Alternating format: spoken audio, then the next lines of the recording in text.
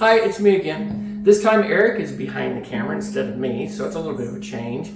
This video is going to cover some changes we're making to our cabin here in Morganton.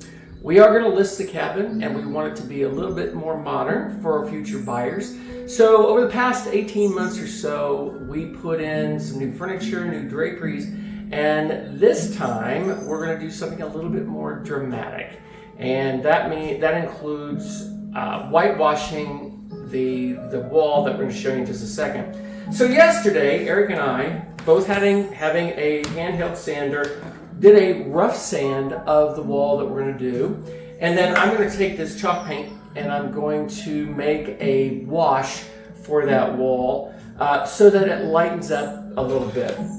And let me show you a little bit of the wall here. So as you can see, or maybe you can't, but as you can see, we did a very rough sand. And what that's going to do is it's going to help the paint seep into the fibers of the wood. And then with this whitewash, it's going to give it a white highlighted look, not a true paint look.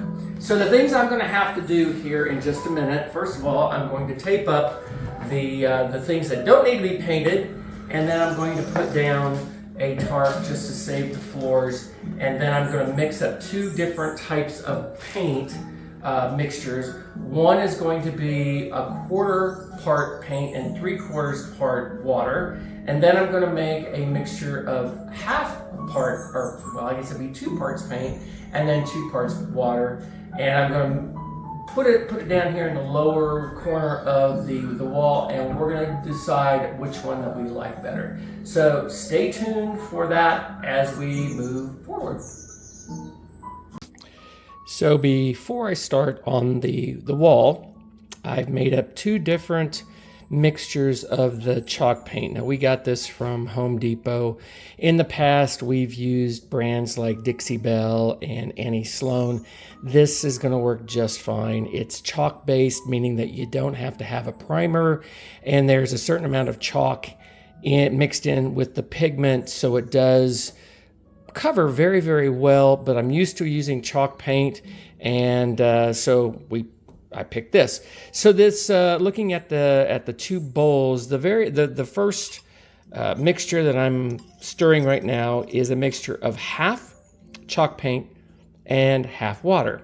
And the mixture that's over on my left is a mixture of 1 part paint and 3 parts water. And you can see the difference in consistency. This is a little thicker, and when you're doing a color wash, it's always best, especially when you're using chalk paint, it's always best to, and the easiest, always best to mix your chalk paint with a certain amount of water. And this really depends on how much coverage that you want on the item that you're painting and how much you're actually going to pull off the item, whatever that is. And I also have over here a lint-free microfiber towel. It's damp, it's not wet at all, and this is what I'm going to use to pull the paint off of the wall to get the desired effect. Okay, next step. So as you can see, I've taped off the areas that I don't want this color wash to get on, and I also put down a tarp. I'm usually a pretty careful painter, but I just don't want to have to come back and wipe up any drips or anything, because both these paint mixtures are very, very thin. So I'm going to start with the first solution, which is a 1/4 part paint and 3/4 part water, and see where that goes. I'm going to paint it on this first panel here. Then I'm going to wipe it back with the microfiber towel, and then I'm going to go in with this second mixture, which is 1/2 and 1/2, 1/2 paint, 1/2 water. So here we go.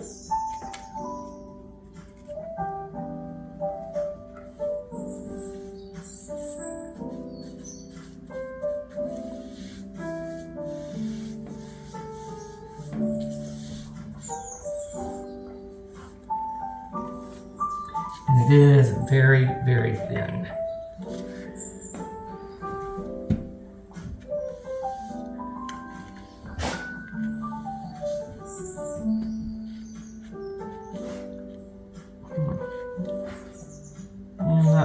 not really happy with that because the coverage is not good at all. So I'm going to try the half and half mixture.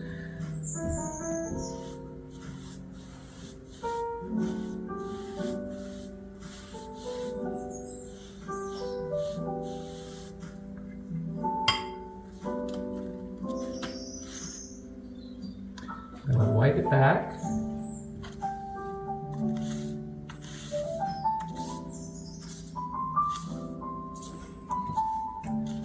I'm liking that a lot better because it's a little bit more profound. It really does give the image or the feeling of that something actually happened on the wall instead of over here.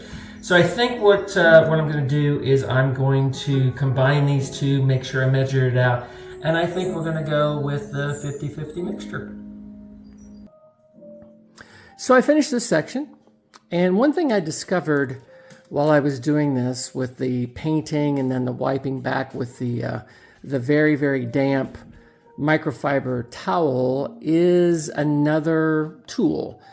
I got a small dry brush, and through that dry brush I was able to diffuse or tone down any type of streaking or any type of lines that the microfiber towel created. You just have to keep working with it and just stroking it back and forth, sometimes in circular motions, to just diffuse some of that streaking and some of the paint that might gather or whatever. The whole goal here is to make it look seamless, and I think I've done a pretty good job with that. So now it's on to finishing the entire wall, at least this side, for today.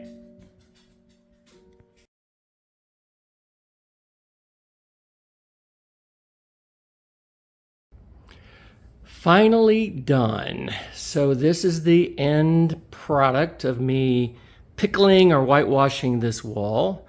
And you can see it makes a very distinct difference in the way the room looks. Finally finished that part last night, and we think it is going to help the cabin sell when we list it. So hope you all like it too.